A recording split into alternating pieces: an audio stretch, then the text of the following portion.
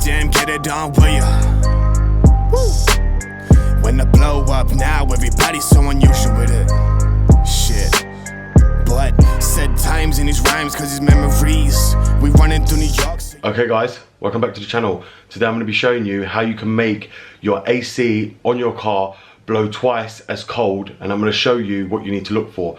Now, as you guys know, we're now in the time of year in the UK, which is the summertime, and it's the summertime in the US and another load of countries as well, and it's always hot. The AC is a very, very misdiagnosed problem by a lot of garages, and people run around all summer without their AC working, believing that they need to buy a new condenser. So I'm going to go out to the car and I'm going to show you what you need to do to make your AC blow twice as cold, and also what you need to check for before you think of replacing your condenser and replacing everything else and it's still not working.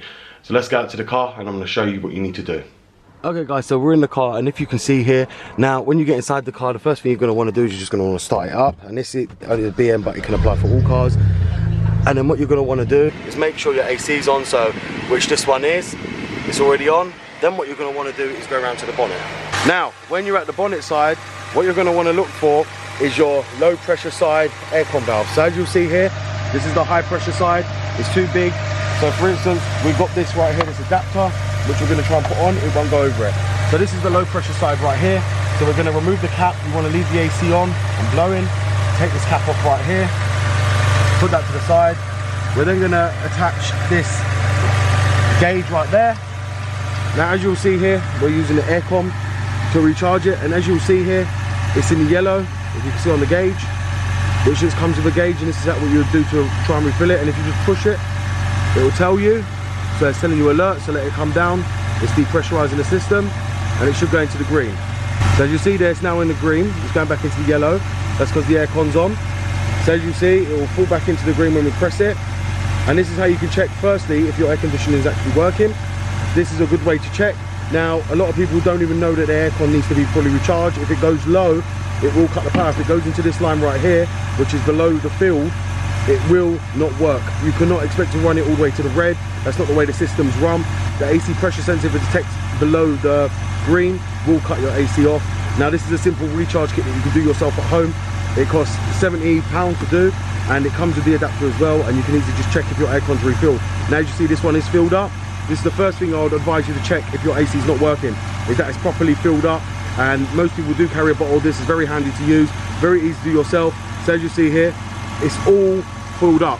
So that after that, you just want to disconnect that off there once you filled it. So if you do have to fill it up, you want to just keep holding the button on the gauge until you see it go into the green. You want to keep letting go every minute or so, just to make sure you don't pass that green area.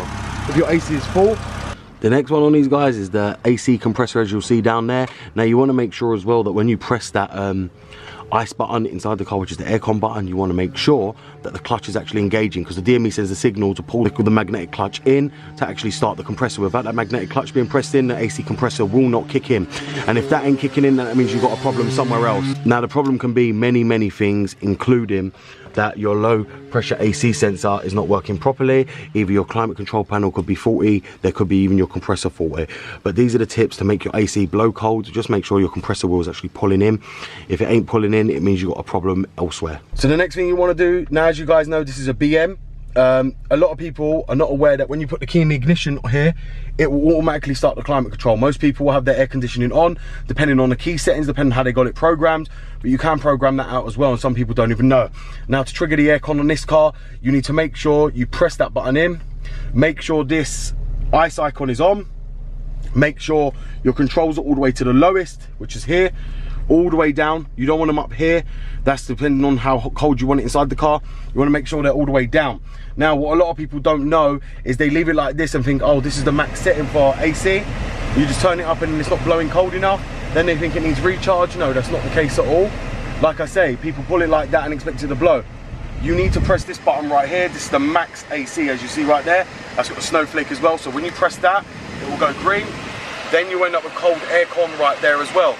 Now, another problem is, which a lot of people ain't aware of, is that when you not only do you need to press that, is that what a lot of people ain't aware here, is that in the iDrive itself, which is specific to most cars these days, they'll have a climate setting now. A lot of cars have this setting now.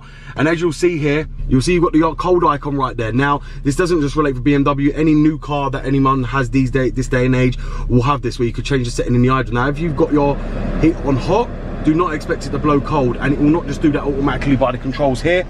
You will have to change it up here to make it blow cold. So now if we just change that back over to cold right there, it will end up blowing your AC nice and cold again, right? This is something you have to do on the iDrive, and make sure you change that setting. This is what a lot of people don't do. They go to garages, the garages don't know, then tell them they need a new AC compressor, they need this because it's not working and it's not pulling cold air. A lot of garages will not know you need to change that setting to the blue, and they'll think it's fine. They don't believe that that interferes with it, but this does. If you've got that in a red, do not expect this to be able to understand to blow cold air when you pull it on the AC. It just won't do it. Now, majority of the time people will get in and they will, like I said, they won't feel that it's cold. Just remember to press that max AC button. It's very, very important, otherwise your AC will not blow cold. This max AC button, as you can hear, speeds it up and puts it on full blast, so that way you can get it completely recircling properly. And also you want to turn off the auto recirc as well. So as you'll see here now, it's blowing nice and cool at the moment. What you want to do to get it up to temperature in the car for your AC to be fully working is just remember to press the max AC button as well. Let it just pump out all the AC possible to make the car cool, and then turn it off when you finish. But as you see here, this is how you'd get your AC to blow cold, which a lot of people are not aware of. That this button right here, you need to press that to make sure it cools down the car, and also to make sure in your iDrive settings that you are actually on the cold setting side. And this applies for both sides. Don't think there's a different side over here. For passenger, that's one side just for driver and passenger for all the vents to control it cold. So there you have it, guys. I've just shown you now how to make your AC blow twice as cold, and also how to check that your AC is actually fully working. Now, as I said to you, this goes very, very misdiagnosed in a lot of garages. When a lot of people go to garages, they don't tell them their compressor's faulty or their AC pressure sensor's faulty, and what they don't know is that a lot of cars this day and age now all have a system like the BMW's do for the iDrive system, and they have the climate control settings inside that system. If it's on hot from someone, for instance, in the hot weather, it will not work onto cold, and that's vice versa. For instance, in the cold, people have it on the AC, that when it comes to the winter, people want to put it onto the heat, and they don't know how to figure it out, and it keeps blowing cold air. That's the way you would do it. You need to be able to change them settings, and this is on any car. I know this is on Ford as well, and Mercedes. It's all controlled in the climate settings as well. So this guy should help you and be able to fix your AC for actually free, without the need of having to go to a garage and be ripped off for a new condenser, or try and charge you for untold other stuff that you don't need. Make sure your car's refilled and make sure all them settings are correct. Thank you very much for watching this BMW Dr. Dean here, and goodbye.